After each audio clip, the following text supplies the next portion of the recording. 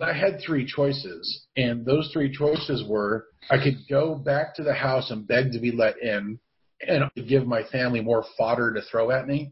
I could close my eyes and die, or I could just keep fighting. You know what I mean? And those were my three choices.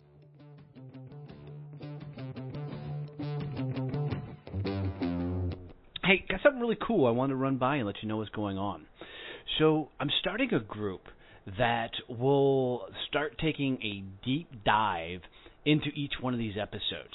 So we'll collectively come together and talk about the shows, talk about the guests. I'll be bringing back some of the guests to do some Q&A sessions and really take a further dive into their story, their journey, the episode, talk about, maybe some of the things you wish I would have asked on the episodes, do some Q&A sessions and the like.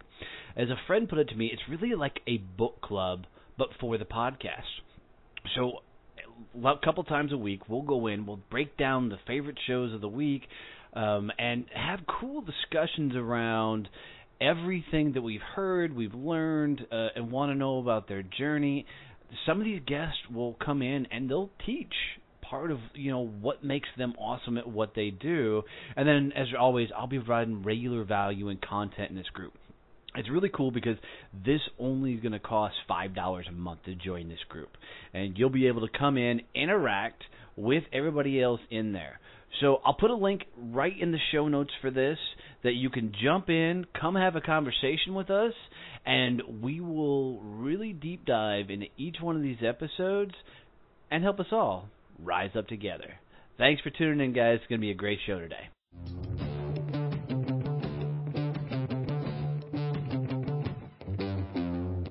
Having the show wasn't something I started out to do.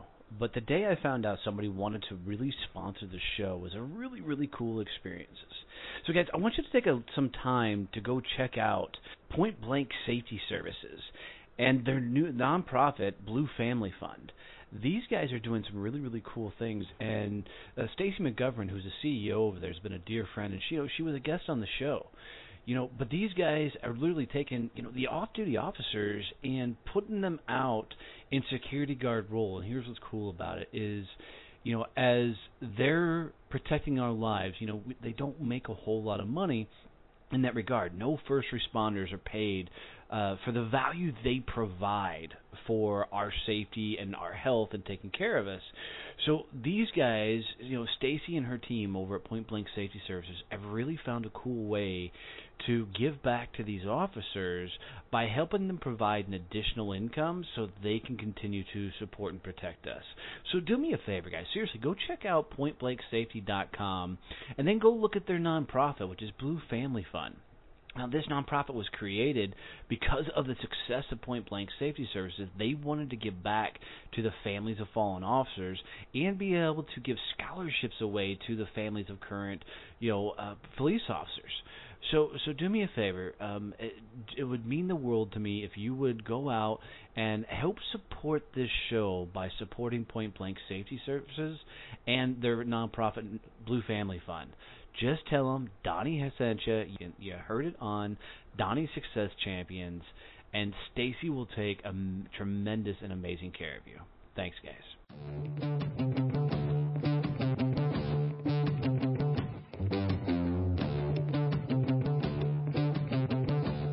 Hey, heads up on this episode today. This is going to be a tough episode. So I'm bringing on Brian Cardoza, and dude, he has got a tough story. So we will be talking about sexual abuse. We'll be talking about his rough childhood and his upbringing, but it's so important this story gets out there. So just be forewarned as we go into this, this will be a tough episode. Enjoy this one, guys.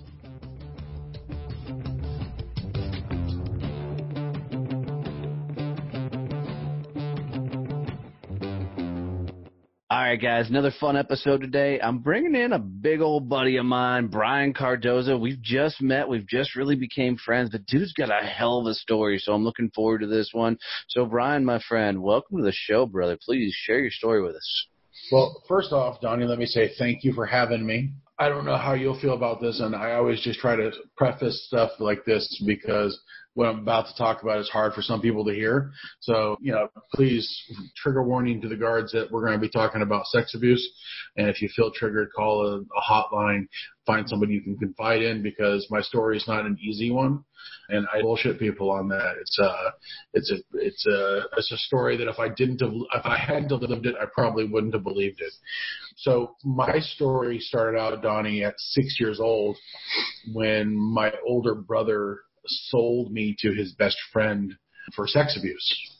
He had sold me into sex trafficking because in my family at 6 years old, my father left the family, and my mother directly blamed me for it. And the quote is, he left because you couldn't make him love this family. So the physical and mental abuse started there also, but what had transpired was my mother was having has a psychosis.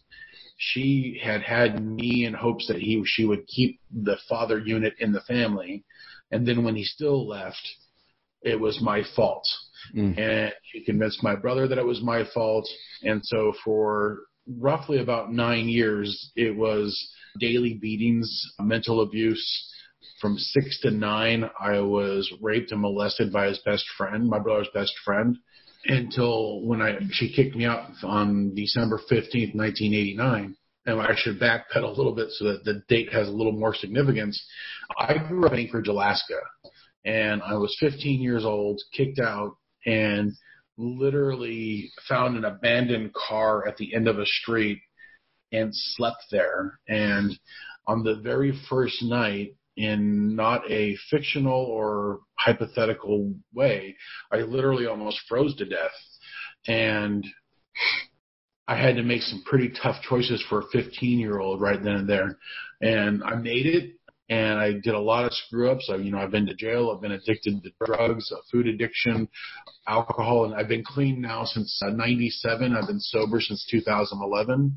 I still have my food addiction because pizza and Twinkies are delicious. That's awesome. But also, I spent 23 years as a chef too. So, and you never trust a skinny chef. So, there's that. No. The problem, Donnie, the problem is that in between all that, I was doing stuff like MMA and powerlifting and strongman competitions. So I always had to eat a lot. And so people would be like, here, have this healthy meal. And I was just like, yeah, but if I add this, this, and this, it's delicious. I tell my wife that all the time. We're going to go back to jump into your story, but I tell my wife all the time, I'm like, I'll cook healthy as long as you let me put bacon and cheese and everything else over the top of it, right? You described my 3 meals, you know what I mean?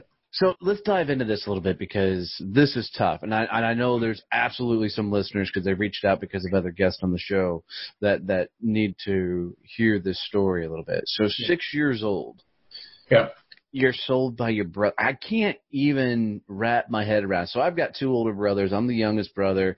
And we came from such a loving and caring family. I can't even wrap my head around that. Your mom, your family's blaming you because your dad leaves. As that childhood growing up to be kicked out of the house at 15 to go live in a car, that's a mind fuck, man. That's a tough thing to endure, so good on you. But at 15 years old, what goes through your head? Hell.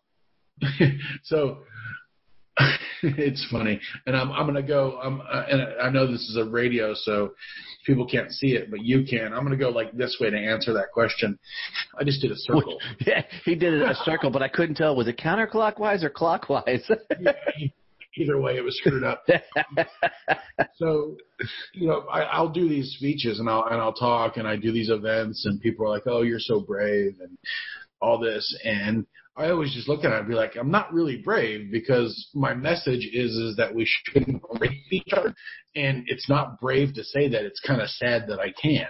Then the other thing, too, is that people will always be like, how did you do that? How did you get through this? And I would say for the most part, for those of us that have survived something trauma-filled or traumatic, for us it was just Tuesday. You know what I mean? It wasn't. Right. Right. It wasn't I'm going to get up and be brave today. It was, I'm just going to get up and do what I did yesterday. And there's no forethought in, I'm going to overcome. There is just, I'm going to make it today. And that's always the weird question. And I always just try to tell people when they ask me that, it was just Tuesday. It was, right. You know, and the worst part for me, Donnie, was at about 12 years old, the broomstick beatings and the coat hanger beatings and, you know, whatever else she could get her hands on stopped because, like, I grew a foot over that summer. So I'll never forget it because she hit me with a broomstick and I blocked it and I broke the broomstick. And you could see the realization on her face was like, oh, shit, this is not working. And so then that's when, like, everything else got ramped up. But the craziness is that I really functionally had no idea I was being abused because I had been so isolated by my family and that I didn't have an example of what a good family was. I didn't have an example of you didn't get beaten because you didn't vacuum the living room correctly. You know what I mean? So when people always say, like, well, why didn't you say something, or why didn't you do this, or why didn't you do that? Because that was your normal, right? I didn't know every kid in the neighborhood wasn't getting beaten like this. You know what I mean? Like, so when you don't know this information and you don't have this knowledge, who the fuck are you going to tell? You know what I mean? like, and I think it's one of those things that people don't realize, you know, when they say, like, well, why didn't you report, or why didn't you do this, or why didn't you do that?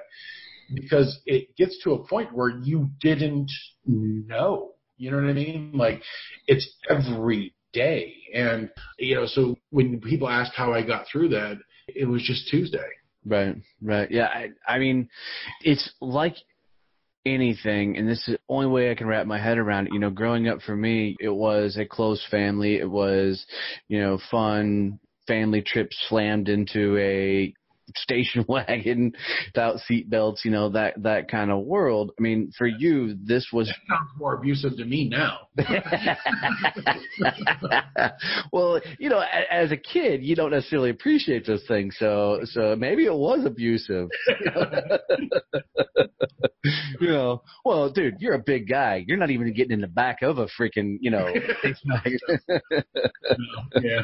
There are like legitimate logistic concerns. That's awesome.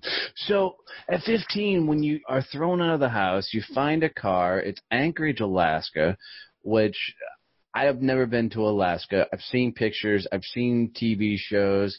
So it's just balls ass cold. You might as well have a suit of armor on, butt naked underneath, right?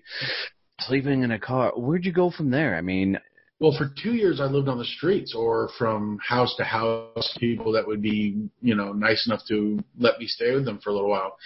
I tell people, so that night I literally had a choice, Donnie, and again, I think there have literally been probably like 2 times in my life when I've considered myself brave, and this is one of them. And the night I was in that car, the very first night, I had these weird-ass thoughts because I knew, weirdly enough, I knew getting thrown out may have been the best thing for me. You know what I mean? Like, because I knew now that what had transpired in the last 9 years was not normal and that something was wrong. And if I didn't leave, there were consequences. I was either going to end up dead or I was going to end up just like them. You know what I mean? Right. And so, that's a big thought for a 15-year-old. Yeah, well, and not to pat myself on the back, I've been dealing with a lot of adult situations since 6. Right. Right. So the concept was, as I slept in that car, well, I tried to, was I had 3 choices, and those 3 choices were I could go back to the house and beg to be let in and honestly give my family more fodder to throw at me. Right. I could close my eyes and die, or I could just keep fighting. You know what I mean? And those were my 3 choices. And that's when I learned at a very early age that not all choices are cotton candy and bubble gum. Sometimes those choices suck. Here's a cool thing about that is you got that opportunity. Now, it's unfortunate the circumstances you got that opportunity under, right? Right. Yeah. But you got that opportunity to learn that lesson as a 15-year-old. I mean, a lot of us, myself included, didn't learn that lesson until a lot later in life. And part of it, I'll always relate to Rocky Balboa when he says, life is not all sunshine and rainbows. So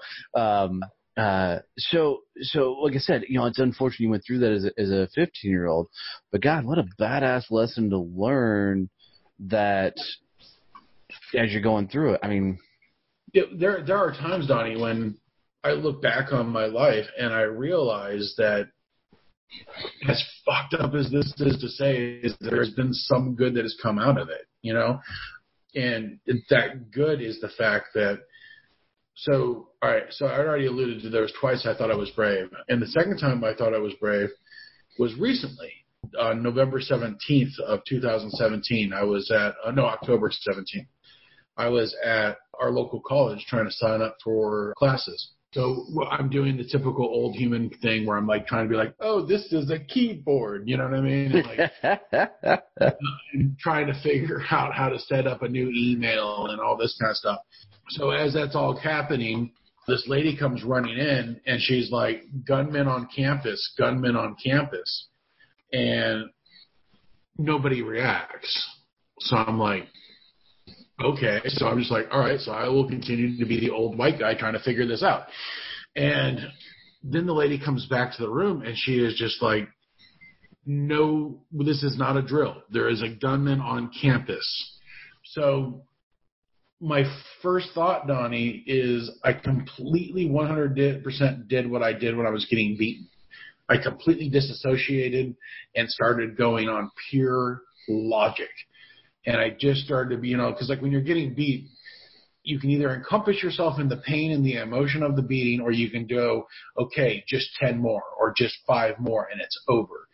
And then you can feel that afterwards. But at the time you kind of go to like this logical base, like when I was being raped, like, okay, it's almost done. You know what I mean? It's just like this complete dissociation of the emotions and the actual physical deed. So we stand up and there's this like little lunchroom. When we get everybody into the little lunchroom, before that, I pick up the couches and I put them in front of the door because I'm like, well, if this guy's going to come in, I'm not going to just let him walk in. You know what I mean?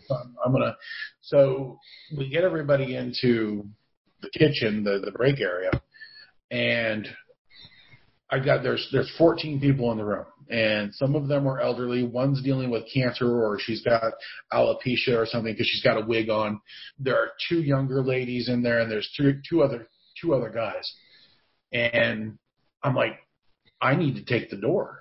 I need to be at that door because if this gunman is coming in, he's going to go through me. And if he does go through me, then I'm going to hopefully become a 400-pound door wedge, and nobody else dies in this room. And so for an hour and a half, we sat in a room wondering if we were all going to die any second. And nobody else was. I didn't want anybody to know, like, I'm at this door because I'm willing to die to save you. And that I would consider brave because I had a choice. You know what I mean? Like, I could have just gone to the back of the room. At my size, Donnie, who's going to stop me from bolting from the room? You know what I mean? Right. So, like, those 2 moments in my life, I consider myself brave because I think a lot of people probably would have been as cold as I was when I was 15 and gone back home or have died. And not that people that choose death are unbrave. I think that's an astounding decision. But to stay and fight was a brave choice. Now, did I make those without any repercussions? Hell no. You know what I mean? Like in 97, I was walking out of a jail cell. You know what I mean? Like, and possibly facing 18 years. You know what I mean? Like, so, I've made my fair share of mistakes, and I've gotten to a point now where these kinds of conversations, even as sometimes as vulgar and as TMI as they can be, are more educational versus angry ranting. Right. because, you know, I say it on a regular basis. Like, I'm one of the few guys in the world that'll look at you and be like, I know what it's like to have an unwanted penis in my mouth. I know this feeling. I know what that's like. Wow. I can't even fully wrap my head around that entire thought process. Wow. So, holy cow, there's a bunch of places I want to go. So, first, you bounce around a couple of years from car to friends' houses, everything else. Were you still in school at that point? No. My school said they no longer needed my services anymore. Oh, I get that. I had that same experience. I mean, they at least passed me on to the next grade because they didn't want me back the next year. So I get that. Mine was just like, you're too big and too mean. You can leave. Wow. All right. So now you're past prison at this point, going to college, trying to figure out how to be a responsible adult? Well, it wasn't. I guess responsible adult would be one way to put it. I spent 23 years after that as a chef, and I worked from Alaska to Boston to North Carolina. You know, I've done the gambit. I was able to partially retire a couple years ago, and when I went to the college, I was trying to get some degree in psychology, and I wanted to do art therapy because I'm an artist and I do all kinds of stuff. And so when I was in the school, I was 43. You know, just was like, you know what? Finally going to get to school. Finally, I have the time to where I can focus in on studying versus 18-hour shifts. You know, so. And that was partially because I just had a fifth knee surgery that the doctor, for the most part, retired me. You also threw in there the MMA and the powerlifting, you know, strongman comp. Those had no effects. So those were just fun. I hope your audience can hear the sarcasm. Just because I want to know, how much did you actually, we'll go with just squats. What's your biggest squat you've ever pulled off? My biggest squat I ever pulled off was almost 900. Crazy. My best deadlift was right about like almost 800. But my favorite one was my bench press. Like, I still at 44, I still bench 605. I will go to the gym and I will do one-armed bench presses with 300 pounds. And it's hilarious because that's not a grown ass man. That's like you pushing up and down a fat dude. I mean, yeah. Holy cow, dude, that's massive. That's massive. Well, and my favorite lift that was never in really a competition because they don't test this, but my favorite one was my shoulder press, and the best I ever shoulder pressed was a seated shoulder press at 475. I can't even fathom that, you know, not even comprehensible. I think the most I ever bench pressed in my life was like in high school. It was the only time I ever did it. And it was like 165, 175. So there's comparison, folks. So you were doing curls? Arm curls? Yeah. Smart ass. So you're on campus, henpecking away at a keyboard. Somebody comes in and says there's a shooter on campus. Gunman, big difference. Thank you. I caught it as well. Gunman on campus, and nobody moves because it's that initial shock, right? It's not believable. And society as a whole are followers. So if somebody doesn't move, then it's not real, right? If somebody doesn't react. If somebody freaks out, everybody freaks out, right? Well, and it's a complacency. You know what I mean? Like right. When you do 30 drills a month, you're like, oh, here we go again. Right. But when it's real, it's real. And in that situation, I had to so disassociate that I literally was driving down. I've said that too many times already, but I was literally driving down the road going home, right? And I got to the cross section where my house was about 2 miles away. I'm sitting at the light, and it dawns on me everything I have just done. Like right. I'm just sitting there. I think I got Pearl Jam in the CD. I'm just like, oh, I almost just died for 15 people, 14 people. Shit.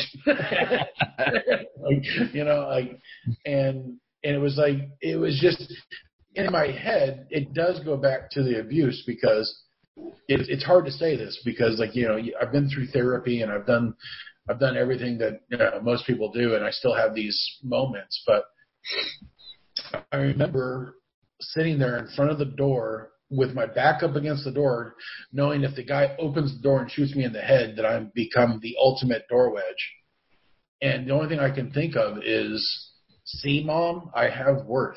Because my mom's favorite thing to me was telling me how worthless I was and how useless and a failure I was. Mm. So I'm sitting there, you know, 29 years later, willing to die and almost die, you know, willing to do it. And the only thing I can think of is, see, Mom, I have worth. Mm. You know? God, that's tough. That's tough. Mm-mm-mm. So was the gunman there? I mean, did they catch him? Is there? They did get the gunman. It ended up, and this is the thing that our society really is kind of really Neolithic on. So they got the gunman, and it was like an hour and a half.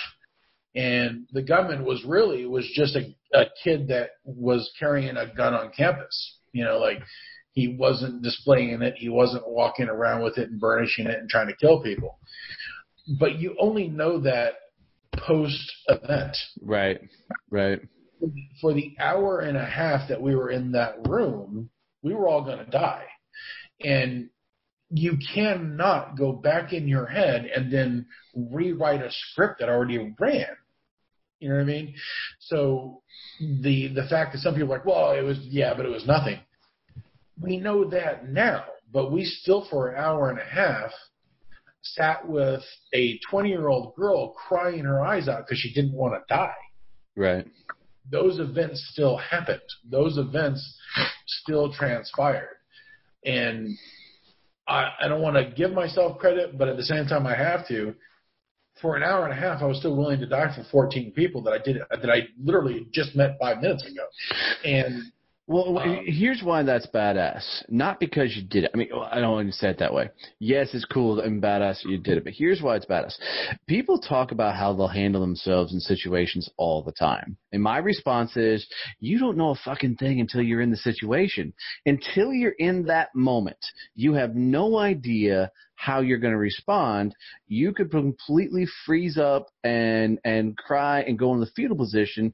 You don't know. Now, a lot more of our military veterans, they have almost that sixth sense to run straight at whatever's coming at them. But that's programming. That's not, you know, anything else. So, yeah. You know, so the mere fact that however it happened, however you got there, whatever went through your mind, which is tragic, but goes your head, you should be proud of that moment, that for in that small moment of time, you were willing to make an ultimate sacrifice for 14 people you didn't know. Yeah, well, yeah, it's the reason I do these podcasts. It's and not to tie it into some marketing thing. It's also the reason I wrote my book. Like I just got a message from a fellow survivor, and he was like, I'm thinking about writing my book. Should I? And he was like, well, how much do you have involved? How much have you, you know, like all the materialistic, the financial stuff, the logistic questions. So like it was the entire gambit of questions, none of it relating to strictly for money making or nothing. But it was just, you know, the entire itinerary of should I write a book? And I had been stuck at 67 book sales for the last 4 years. It cost me $3,600 to publish the book. So, you know, he's talking to me, and I had to admit to myself in the message to him, yes, would I like to have sold the book more? Would I like to sell the book more? Yes. But the pure fact I wrote the book did more for my recovery. It was very cathartic. There was 4 months of where I wish I drank again. You know what I mean? Like where I had to face some stuff and some demons that I wasn't ready to face. But because of the process of writing the book, I went through them again. And I know when people read my book, because people have read it and got back to me and been like, thank you. That's the reason to write the book. You know what I mean? Like, would I like to have bought a Maserati because the book was in the bestseller list for 10 years? Yes. Would I have fit in the Maserati? Probably not, but I would have had it. but that's not the reason to write it. And the reason to do the things that I'm doing now is to raise the awareness so that people in your audience can say, like, he did it, I can, and he's basically, like, they can look at me and be like, no, he's pretty much like a bubbling idiot, and he made it. You know what I mean? Like, so that's the reason why I do this. That's the reason why I'm willing to sacrifice myself, because surviving anything traumatic makes you a badass as far as I'm concerned. Because, I agree. like, as you said earlier, you can go to any bar in any town USA, and you will hear some blatherskite coming from people's voices about, oh, you know what I'd do? And you're just like, you have no clue what you would do. And just for the record, it's usually those guys that are the ones running their mouth that are the first ones that are going to curl up into a freaking ball. Yeah, I always say they're always the ones standing in their own puddle. Right. And so, like, I mentor kids, and when one of them gets into that, I now have this story where I'm just like, I had an option. I could have just walked out the room. No one's going to stop me. Like, at that point in time, I could have just, like, picked people up and just like, boom, there you go, and I just walked out. And the fact that I chose that is the one time one of the two times I accept bravery. Speaking about my abuse is cathartic. It does me more good to talk about it. You know what I mean? Like, I get power back from it.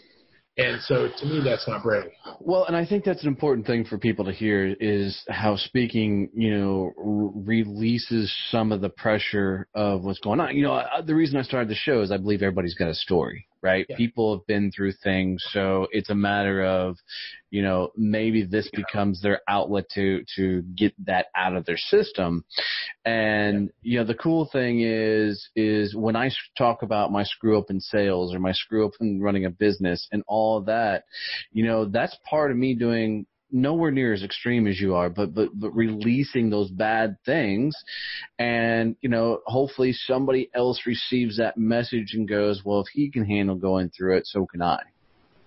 Yeah. Well, and I think the one thing for most listeners to understand, Donnie, is that there is no such thing as a small trauma. You're prior military. I don't know if you saw any action that's for you to disclose, but yeah, if you have, you've probably seen some stuff that most people don't see. And depending on how you viewed it and how you succeeded through that is your level of PTSD. But, people get PTSD, legitimate suffering from PTSD, without seeing action. You know what I mean? 100%. Because their minds can't always comprehend the world as it's happening. Some of the worst cases of PTSD were not from actually active military professionals, but from doctors going in and pulling people out, not shooting people, not being shot out, but saving people that have PTSD. Right. And that's one of those things where people don't realize, is that it's not just A, military people. It's B, not people that have just been shot at, because if it's that, then I've been shot at. At my size, I usually get shot at before there's a fist fight. There is no small trauma, because each person's individual mind can handle what it can handle, and you should not be upset about that. Well, and I think that's a huge point, because the veterans definitely brought PTSD to the forefront, but you don't have to be a veteran to have that. I mean, I've got friends that through traumatic experiences will always be their story to share, that have, dealt with PTSD their entire life. And, it's due to very tragic circumstances, very similar to your upbringing, Yeah. So what do you speak about most times? Is this your story? You speak about your story, or are you talking more about how people handle the things they went through? So one of the things that I'm often requested to talk about is this thing called bad math. And bad math was the way I was able to logically look at my abuse. And what that is if you can't think linearly, then this probably won't work for you. But if you can think linearly, this does. I find that it's helped me out immensely. So I looked at all the times I was raped, all the times I was beaten, and all the mental and emotional abuse. And I was able to look at them in such a way to where I realized that the raping was only for about 45 minutes of my life, like from start to finish, not the grooming, not the petting at the beginning, but the actual raping. Then I was able to look at the physical, the coat hangers and the broomsticks and the 2x4 pieces and stuff like that. And that was probably about for 3 days of my life from beginning to end. And then the mental abuse was 3 months. And so the reason why it's called bad math, Donnie, is because if I effectively let 45 minutes, 3 days, and 3 months affect a possible 76 years of life, then that's bad math.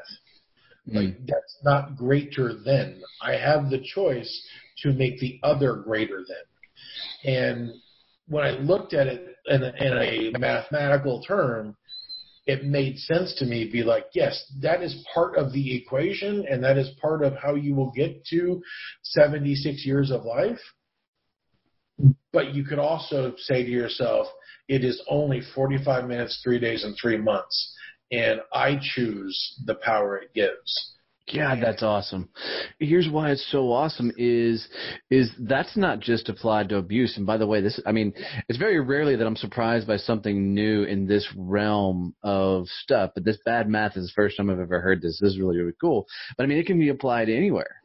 If you had, a bad season, a bad year, a bad sales cycle, whatever else, all of that can fit into this whole bad math theory. I really, really like that. I'm not going to lie. I'm going to borrow some of that just so you know. Well, what does they say? I say it once, I give you props. I say it twice, I give you props. For the third time, I own that damn thing. It's mine. That's just mine. Right. I'm going to tell you, there's a lot of podcasts where I've talked about this. Well, now that I've said that I'm stealing it, everybody's going to know where it came from. So, yeah, but the sad part is you have the control of the delete button. Brian, never met Brian. Yeah. And and one of the things I do is I talk about art for therapy, and I talk about bad math, and I talk about the process that it took to write the book and all those things. But the thing I try to get through to most people is that A, not all choices are cotton candy and bubblegum. Right. B, it's not a brave statement to say we shouldn't rape each other. It's sad that we can say it, and that is more important to me. And thirdly is the bad math, because if you can think linear wise, and I don't want to say that like in a condescending way, because I don't, because some people have a hard time really thinking in a linear pattern, and they're brilliant even though they don't think that way. I mean, they see large pictures, you know what I mean? And so if you can think linear and you can put yourself through the repeated abuse of actually remembering these things, and then you realize that, the average lifespan is 76 years. Like, how can I let that small amount of time affect the rest of my life? And the funny thing about bad math is, and I'm having these epiphanies every day, is that even though I've refused to allow this to be the reason why I got drunk, or the reason why I got high, or the reason why I got into a fight, or the reason why I was an asshole that day, I still let it affect me in regards to the fact that I am out every day trying to help fellow survivors, whether it's free of charge, whether it's cost, whether it's whatever, because of that same bad math. You know what I mean? Like, right. I feel like I can help people get through something because I went through it. And so as much as I say, like, I don't let it affect my life anymore, it still has a profound effect on every reason I wake up every morning. Well, and I think it's more important for you than some to tell your story. And hear me out on this. You're a big dude. Yeah. You've experienced, you've been through a lot of things. For a guy your size to walk out on any stage, and guys, you'll see him. He's not, I'm not calling him fat. He is a big freaking guy. It's one of those guys that if you were in a bar, you shoot and punch, right? Right. You don't throw a punch just to see what's going to happen. But for you to get out there and stand on stage and share what you've been through, people have to listen. Well, that's the reason why, like, the book is called The Unexpected Victim, because it's really the human mind, and I'm literally manipulating it on purpose, because I'm like, I know that when I come out and say I'm the rape survivor, nobody for a fraction of a second thinks I was ever 6 years old. You know what I mean? Like, Right. They look at me and they're like, son of a bitch. You know? Well, the other thought is how big was the other guy? Yeah. You know, and so they forget about that. And it's one of the things I tell people all the time is that, you know, you can look at people and make an assumption, but the reality is that you could be completely wrong. So when somebody's taking a little bit of extra time at the cashier in front of you, give them a break. You don't know what's going on. You may just think and assign some kind of story to them, but yours could be completely wrong. There's no way, and I've heard this 1,000 times, there's no way people look at me and be like, that's the rape survivor. You know what I mean? Right. Typically it's like, that's the rapist. You know what I mean? Like, or that's a guy that, like, sells meth. You know what I mean? Right. Like, and so that's the reason why I do it. You know, that's the reason why, is because I am 6'2", just under 400 pounds. I'm tatted up. I mean, if you had flames on your forehead, you'd be Bam Bam Bigelow. Yeah, I mean, yeah, right. You didn't even need to finish it. I've heard it. You know what I mean? So, like, and that's part of the reason why it is important for me to speak it, because people who have never heard this are astounded. And the fact that I was actually a male survivor of sex trafficking. Donnie, when I say sex trafficking, what's the first victim you think of? Well, you automatically go to little girls, but only reason I do that is I have some friends that are in that arena, and they walk me through it on a regular basis. And you're not alone in that assumption. Right. But did you know 1 out of 5 sex trafficking victims is a boy? That I didn't know. Yeah, I do know a lot of them, unfortunately, are homeless. Yep. So that's the reason why it's important for me to do that, because as a victim of sex trafficking, as a male survivor of sex trafficking, I take it as a personal challenge to get out there and help other men come forward, because until other men come forward, we won't stop the rape culture that we've created. Yeah. This just popped in my head. Was your family, were they big people as well? No, well, we've often wondered what the mailman in my neighborhood looked like. I don't really speak to any of my family anymore because of the abuse and their abject just failure as human beings. But my mom was 5'3", my dad was 5'6". Wow. Next to me, the tallest person in my family is 5'10". So we've often been like, the mailman must have been huge. You know what I mean? Has there ever been that thought run through your head, you know, I wish they would have tried it now? I mean, well, you know, to be honest with you, that's a very good question, and I love that question, because that's part of my PTSD. So I have studied 5 different forms of martial arts. I'm proficient in multiple levels. One, for judo, I was considered for the Junior Olympics. My mom had this facade, and so, like, the school teachers were like, he's a very angry boy. You should try him in martial arts. You know what I mean? And so she put me in judo, and within 2 years, I was already in a purple belt, and they were like, we need him to be in the Junior Olympics. You know, they were like he's the size of our smallest instructor, and he's 11. You know, right. So I'm very proficient in a lot of martial arts. I honestly believe that I got turned on to powerlifting and strength training because I believed in my head that there's in their right mind that would try to rape one of them. You know what I mean? Right. And so I did a lot of stuff, and that's a very common thing for male survivors to later on compensate for the lack of masculinity that they feel. Because, Donnie, I don't know how old you are. I'm 44. 41. So growing up in the 80s, you were never told that men were raped. It was always women. No, absolutely. So when you realize that you were raped, and then you realize that it was only women that were raped, what does that tell you about you? Right. So I compensated for a long time where my friends would drink 10 beers, I drank 20. If they had a one-night stand, I had 3. You know what I mean? Like I had to overprove who I was to the point of insanity, and the entire time forgetting the fact that I don't need to prove my manhood. I'm a man because I choose to be. You know what I mean? Like, right. And that's strong enough. And granted, you don't learn that stuff until you're old enough to look back and still be cognitive enough to be like, wow, I really shouldn't have done that. Yeah, but that's some of that's part of growing up. So tell me about the book. I mean, it's called what again? The Unexpected Victim. It's walking through your story, your journey. So I'm assuming it's not an easy read.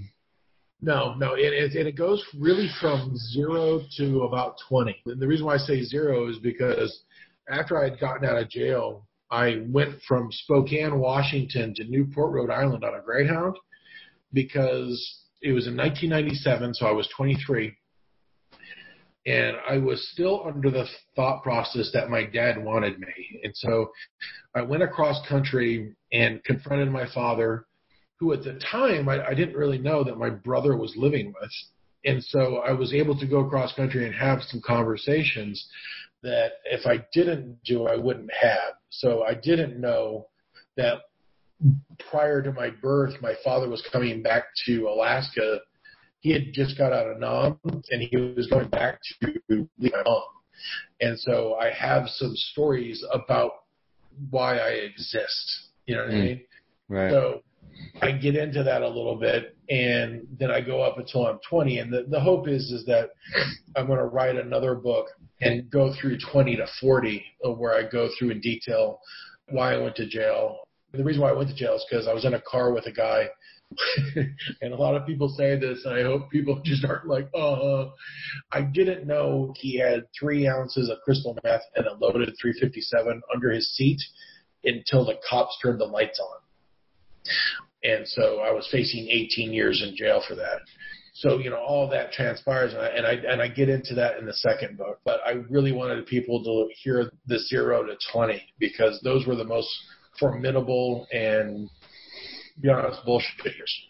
So guys, do me a favor. As Brian is continuing on his journey, go check out his book. This guy's story needs to get out, and more people need to hear it. So I'm assuming it's on Amazon. Yeah, and Barnes & Noble. All right. We'll make sure some links are in the show notes. So if you're listening to this, to support Brian and his story, do me a favor and go buy his book. And let's push that number up for him a little bit and get him some more exposure, because a guy like him needs to be out sharing this story, because it is a problem that we're dealing with as a society. And, if the guy's willing to step up and talk about these things, then we need to give him a stage. Well, and also just to interject real quick so people know that, yes, it's a for-profit book, but most of the money goes to a charity I run called Survivor Nights, which is a traveling art show that does not pigeonhole survivors. Like, we want domestic violence survivors, we want cancer survivors, and if you communicate your survival story through art, we want you to come out and show. We do yearly shows at the University of Pennsylvania, which for myself and Michael Broussard, who is the host out there, who is also a survivor, we love it because it's the home of Jerry Sandusky. So we love doing it as male survivors because it's basically flipping off Jerry Sandusky. That's awesome. That's awesome. That's where a lot of that money goes. Awesome. Brian, how do people get in touch with you? How do they reach out? How do they find you? They can reach out to Survivor Nights on Facebook, briancardoza.com, or you can reach me through, all the other social medias. All you have to do is just put in my name. You'll probably even find me on Plenty of Fish. It's hell being single. Yeah, you just, honestly, if you just put in Brian Cardoza in Google and Survivor, I have like 7 pages now. I don't know how I keep doing that, but every time I turn around. So I feel like we're starting to wrap it up, and I just wanted to say something real quick. Every time I do one of these interviews, Donnie, I like to thank a couple people. And one of the people I want to thank is you. In this day and age, talking about sex abuse is ridiculed, set aside, not important. And it is of fundamental importance to the state of humanity that we talk about this, because sex abuse is affecting drug addiction rates, incarceration rates, unemployment rates, homeless rates. And if we could stop one thing to eliminate a large number of everything else, then that seems like an important thing. And because of people like yourself and Brian King and all these other guys that give space to survivors, we have a chance. You know, and people are just walking past that. The other thing I like to think is the local groups like Stand Up, Speak Out, or NASCA, or Michael Broussard in Pennsylvania with his Ask a Sex Abuse Survivor show. David in Florida, who has his own blog, that's been working a blog and a church abuse survivor for 20 years. I mean, and you're just now we're really hearing about it. And he's been doing it for like almost 2 decades, you know. Jody Austin and Ira Warren out of Pennsylvania that are just diligent women that are fighting this battle for us, not for just women, for us, you know what I mean? And if it wasn't for them and for people like yourself, this message wouldn't get out. We would be cast aside and honestly violated again. You know what I mean? Dude, I got to say, that's my honor. Thank you for that. The reason I started this show is everybody's got a journey, and these stories need to be told. All right, bud, here's how I like to wrap up my show. And I ask everybody this, and I do stump some people, so be prepared for that. Yeah. If you were going to leave my audience with a quote, a saying, a phrase, a mantra, you know, something they can take with them on their journey, especially when they're stacked up against it and they're going through maybe their dark time, what would be that phrase you say, hey, remember this? One is communities make survivors, and stronger survivors make stronger communities. And to me, that's the entire village to raise a child, but then when the child gets older and stronger and better, he makes a better village. You know what I mean? The other one is don't let one moment dictate the next. You know, and that's something you learn in martial arts, like when you're about ready to choke out and you're starting to see the lights, you know, you're like, okay, just breathe and don't let it dictate the next moment. And then the other one is you don't know how effective your story will be until you say it. And in order to say it, you need to take some steps. You need to go through therapy. You need to go through some healing and self-love and some self-care. And once you start that process, you're going to have some shitty days. You're going to have some days where you're not going to want to get up. You're not going to want to go to therapy. You're not going to want to go to work. You're going to feel like drinking, and you're going to feel like doing something negative again. If you can make it through those days, I promise you it's worth it. And I don't bullshit people. And there have been days when I started therapy that it was hard to get off the red line in Boston to start therapy. But now 10 years removed, it was the greatest thing I ever did. And people deserve that. That's awesome, brother. Thank you. Thank you so much for sharing your story with us. Thank you for coming on this ride. And, you know, I'm truly honored to be a part of your journey, even for a moment in time, dude. So keep being you. Keep sharing your story, man. You're going to continue to change lives. It's a beautiful thing. Thanks for coming on.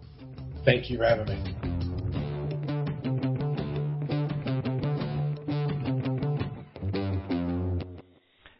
Guys, really thank you for listening to this episode. I really appreciate it. It's a lot of fun putting these together. I wanted to make sure before we get out of here that you knew what we were doing with social content.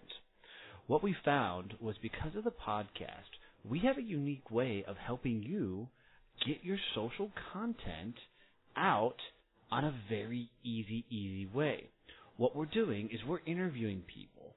And from that interview, we will capture a lot of information that will then be turned into videos, memes, articles, all things you can use for your social content. I know, like for me, one of the biggest struggles I had was, what do I put out there? What do I say on a regular basis? Well, we'll help do all that for you. So if this is at all of interest to you, reach out to us and let us help you grow your social media channel. I can tell you I did this for my business, and my social media is completely taking off. My Instagram, since I started doing this, jumped to over 10,000 followers, and it continues to grow.